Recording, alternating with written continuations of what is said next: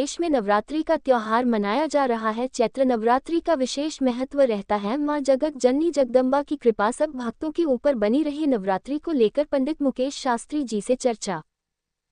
आज नवरात्रियां भी चल रही हैं, इस बीच महाराज जी क्या कहना चाहेंगे आप?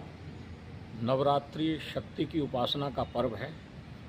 ऐसा माना जाता है कि ये 9 दिनों भगवती शक्ति साक्षात पृथ्वी पर विराजमान रहती है और जो शक्ति की आराधना करता है उसके जीवन में आरोग्य, सुख, शांति सब प्राप्त होती है। हमारा सनातन धर्म ही एक ऐसा धर्म है जिसमें नारी के रूप में परब्रह्म परमात्मा शक्ति की आराधना की जाती है।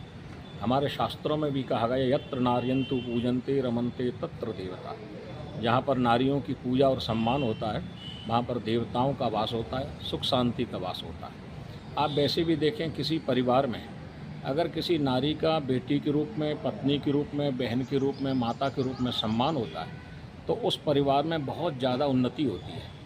और कहीं कहीं ये देखा गया है कि वहाँ पर उनका अपमान किया जाता है, वहाँ पर उनको अपमानजनक शब्द बोले जाते हैं, तो भली वहाँ पर संपन्नता दिखे लेकिन उस परिवार में, उस घर में शांति कभी नहीं दिखती। लक्ष्मी का वास नहीं होता, इसलिए लक्ष्मी का वास नहीं होता। भगवती का स्वरूप शांति का भी है। इसलिए बाकी पंथों में अपने को किसी की बुराई नहीं है, लेकिन सनातन पंथ ही एक ऐसा पंथ है जिसमें नारियों की पूजा जो है देवी के रूप में, जब कन्या रूप होती है तब जो है देवी के रूप में की जाती है, और जब सुहागिन होती है तब भी सुहागिन रूप में पूजन होती है, मातृ रूप में भी पूजा होती है। इसलिए हमारे यहाँ पर किसी भी स्त्री के नाम के आगे कई बार देवी शब्द का प्रयोग, जैसे सावित्री देवी और लक्ष्मी देवी जो माताओं के नाम होते हैं।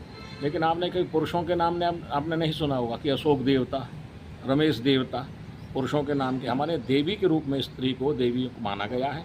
इसलिए यहाँ पर जो है, अच्छा एक और विशेष बात है कि नवरात्रि का प्रथम दिवस चैत्र का, ये सृष्टि के प्रारंभ का दिवस है। इसका सबसे बड़ा प्रमाण ये है कि हमारा हिंदू नववर्ष जो प्रारंभ होता है, आप देखेंगे लगभग हर वृक्षों में नवीन पत्ते होते हैं, क्योंकि इसी दिन भगवान ने जो है प्रकृति का निर्माण किया था, सृष्टि का निर्माण किया था, और पृथ्वी को भगवान वराह नारायण जल के ऊपर स्थापित करके सारे संसार की रचना की थी। तो मेरा सभी देशवासियों से ये निवेदन है कि जो है भगवती शक्ति की आराधना करें, नारी का सम्मान करें। जय माता।